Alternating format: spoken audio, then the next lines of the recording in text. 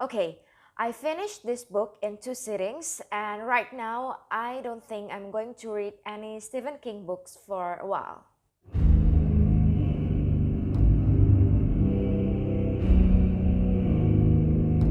To be honest, I'm such a scaredy cat when it comes to horror movies. Every time I watch a horror movie, I couldn't sleep at night. I couldn't look at the mirror because I'm always afraid that I will see something or someone other than myself in the reflection.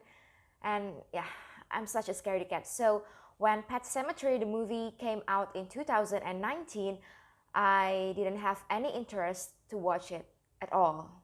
But this month, I decided to read the novel. Why? Because I think no matter how scary a book is, it won't scare me as much as the movie, right? Boy, I was wrong. Let me tell you a bit about the story in Pet Sematary, the novel. The main character in this novel is a 30-something doctor, a male.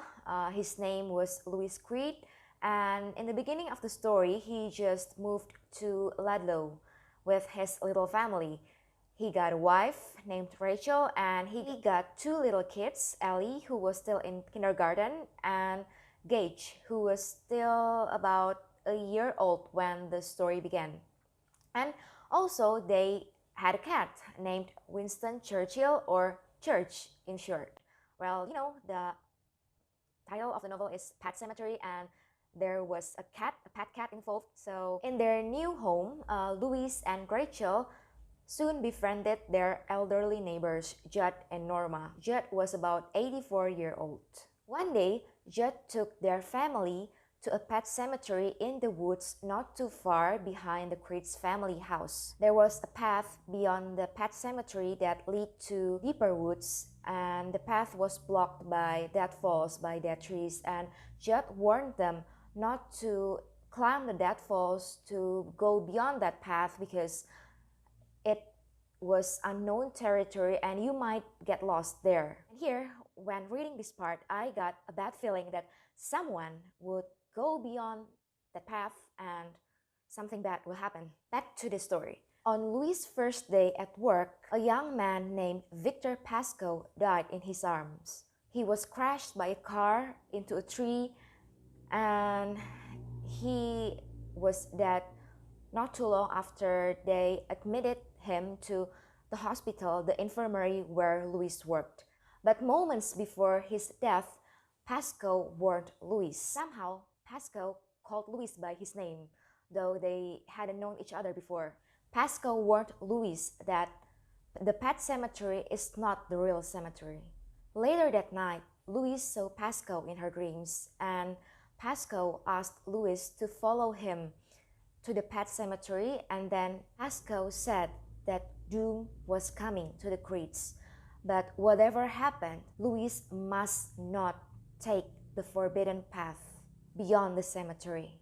In the morning, Louis woke up from that dream, except it wasn't a dream because when Louis was about to leave his bed, he found mud, he found dirt, and he found pine needles from the forest, from the woods where the pet cemetery was. So it wasn't a dream. And after reading this part, I was 100% sure that at some point in the story, Louis was going to take the forbidden path and something horrible was going to happen and everyone's lives would be in danger.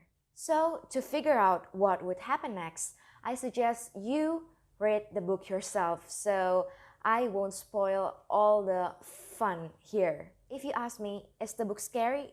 Of course, yes, it is scary and it is disturbing, and Stephen King himself said that for him, Pet Sematary is the scariest and is the most disturbing story that he has ever written. At first, he didn't intend to publish this story because it was so disturbing for him.